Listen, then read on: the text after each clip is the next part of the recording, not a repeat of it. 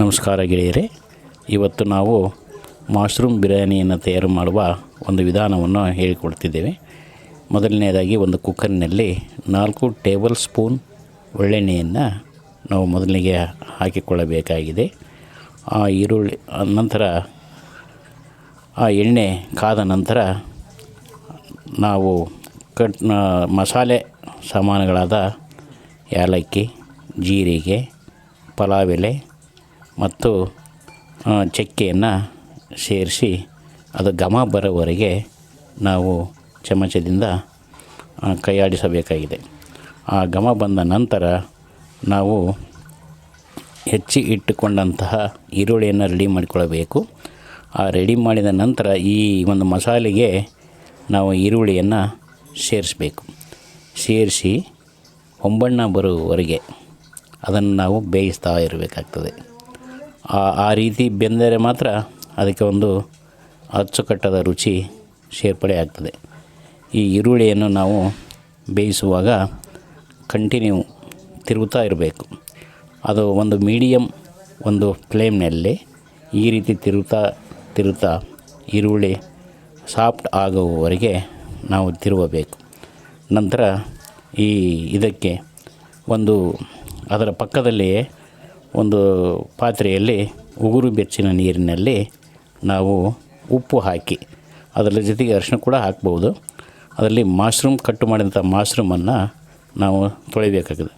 ಮಶ್ರೂಮಲ್ಲಿ ಅಧಿಕವಾದ D vitamin ಇರುತ್ತದೆ ಮತ್ತು ಅಧಿಕ ಕ್ಯಾಲೋರಿಗಳು ಮತ್ತು ಕೊಬ್ಬಿನಾಂಶ ಇಲ್ಲದರಿಂದ ಮಧುಮೇಹಗಳಿಗೆ ಭಾಳ ಉಪಯುಕ್ತವಾದ ಪದಾರ್ಥ. ಜೊತೆಗೆ ಈರುಳ್ಳಿ, ಬೆಳ್ಳುಳ್ಳಿಯನ್ನು ನಾವು ಒಂದು ಮಿಕ್ಸರ್ ಜಾರಿನಲ್ಲಿ ಫೈನ್ ಪೇಸ್ಟ್ ಆಗುವವರೆಗೆ ಮಾಡಿಕೊಳ್ಬೇಕಾಗ್ತದೆ. ಆ ಫೈನ್ ಪೇಸ್ಟ್ ಮಾಡುವಾಗ ನಾವು ಒಂದು ಸಣ್ಣ ಜಾರಿನಲ್ಲಿ ಆದರೆ ಬೇಗ ಅದು ಫೈನ್ ಪೇಸ್ಟ್ ಆಗ್ತದೆ. ಅದನ್ನು ಕೂಡ ಈ ಈರುಳ್ಳಿಯನ್ನು ನಾವು ಬೇಯಿಸಿಕೊಳ್ಳುವಾಗ ಅದನ್ನು ಒಂದು ಜಾರಿನಲ್ಲಿ ತೆಗೆದುಕೊಂಡು ಅದಕ್ಕೆ ಎಷ್ಟು ಬೇಕೋ ಅಷ್ಟು, ಕೆಲವೊಬ್ಬರು ಖಾರ ಹೆಚ್ಚು ಯೂಸ್ ಮಾಡ್ತಾರೆ, ಕೆಲವೊಬ್ಬರು ಕಡಿಮೆ ಮಾಡ್ತಾರೆ. ನಿಮಗೆ ಬೇಕಾದಷ್ಟು ಖಾರದ ಮೆಣಸಿನ್ಕಾಯನ್ನು ಆ ಪೇಸ್ಟನ್ನು ಫ್ರೈ ಆದ ಈರುಳ್ಳಿಯಲ್ಲಿ ಸೇರಿಸಿ ಮತ್ತೆ ಬೇಯಿಸಿಕೊಳ್ಬೇಕು. ಬೇಯಿಸುವಾಗ ಆ ಹಸಿಮೆಣಸಿನ ಹಸಿ ವಾಸನೆ ಹೋಗ್ತದೆ. ಜೊತೆಗೆ ಒಂದು ರುಚಿಯೂ ಕೂಡ ಬರ್ತದೆ. ಜೊತೆಗೆ ಹೆಚ್ಚಿಟ್ಟುಕೊಂಡಂಥ ಟೊಮಾಟೊವನ್ನು ಕೂಡ ನಾವು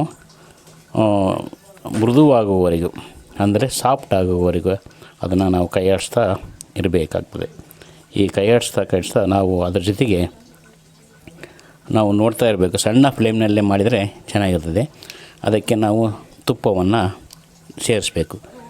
ತುಪ್ಪವನ್ನು ನಾವು ಕೊನೆಯಲ್ಲಿ ಆದರೂ ಸೇರಿಸ್ಬೋದು ಮತ್ತು ಈಗ ಬೇಯುವಾಗಲೂ ಕೂಡ ಸೇರಿಸ್ಬೋದು. ಯಾವಾಗಲಾದರೂ ಕೂಡ ಅದಕ್ಕೊಂದು ಒಳ್ಳೆಯ ರುಚಿಯನ್ನೇ ಕೊಡ್ತಕ್ಕಂಥ ಒಂದು ಪದಾರ್ಥ. ಜೊತೆಗೆ ಹೀಗೆ ಬೇಯಿಸುವಾಗ ಕೊನೆಯದಾಗಿ ಎಲ್ಲ ಪದಾರ್ಥಗಳು ಬೆಂದ ನಂತರ ಅದಕ್ಕೆ ನಾವು ಒಂದು ಸ್ವಲ್ಪ ನೀರು, ಅಂದರೆ ಎಷ್ಟು ಅಂತಂದರೆ 1:2 ಅಂದರೆ ಒಂದು ಪ್ರಮಾಣದಲ್ಲಿ ಅಕ್ಕಿ ಇದ್ದರೆ 2 ಪ್ರಮಾಣದಲ್ಲಿ ನೀರನ್ನು ನಾವು ಸೇರಿಸಬೇಕಾಗ್ತದೆ. ನೀರನ್ನು ಸೇರಿಸಿ ಚೆನ್ನಾಗಿ ಕಲಕಿಸಿ ಅದಕ್ಕೆ ಅಕ್ಕಿಯನ್ನು ಮಿಶ್ರಣ ಮಾಡಬೇಕು. ಆ ಅಕ್ಕಿಯಲ್ಲಿ ಹಳೆ ಅಕ್ಕಿ ಆದರೆ ಚೆನ್ನಾಗಿರ್ತದೆ. ಅದ್ರ ಜೊತೆಗೆ ಕಾಲು ಭಾಗ ಒಂದು kg ಅಕ್ಕಿ ಇದ್ದರೆ ಕಾಲು ಭಾಗ ಬಾಸುಮತಿ ಅಕ್ಕಿ ಇದ್ದರೆ ಬಿರಿಯಾನಿ ತುಂಬ ಚೆನ್ನಾಗಿರ್ತದೆ. ಅದ್ರ ಜೊತೆಗೆ ಈ ಮಶ್ರೂಮನ್ನು ನಾವು ಸೇರಿಸಿ ಚೆನ್ನಾಗಿ ಕೈ ಆಡಿಸಬೇಕು. ಎಲ್ಲ ಭಾಗದಲ್ಲಿ ಕೂಡ ಆ ಮಶ್ರೂಮ್ ಮಿಕ್ಸ್ ಆಗಬೇಕು.